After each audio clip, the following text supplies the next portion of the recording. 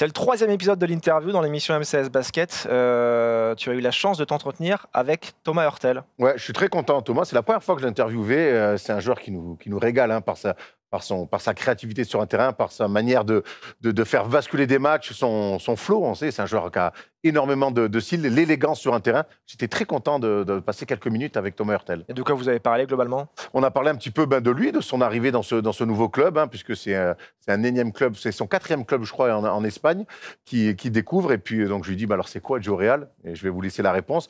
On a aussi parlé un petit peu des rumeurs. C'est un peu dur en ce moment pour le Real, qui a de nouveau perdu en championnat face à Murcia à domicile, encore une fois, cette semaine. Donc, les rumeurs autour de Pablo Lasso.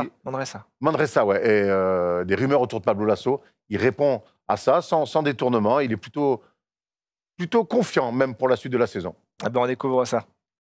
Salut Thomas, merci de nous accueillir dans l'émission MCS Basket. Je voulais revenir avec toi sur un petit peu ton arrivée au Real Madrid. Ça fait maintenant quelques mois que tu es là-bas. C'est une nouvelle expérience pour toi. Tu peux nous raconter un petit peu ton adaptation dans ce club mythique? Ouais, l'adaptation, ça se passe très bien.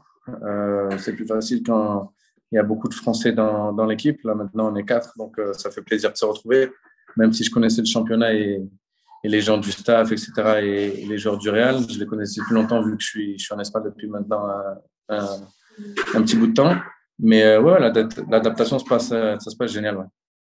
Justement, tu disais, il y a 4 Français dans cette équipe-là. C'est assez rare quand même.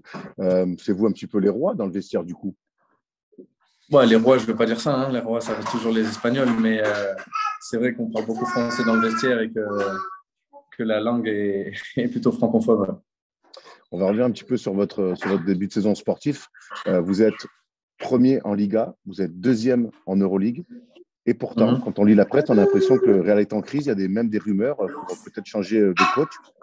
Comment tu l'expliques ça?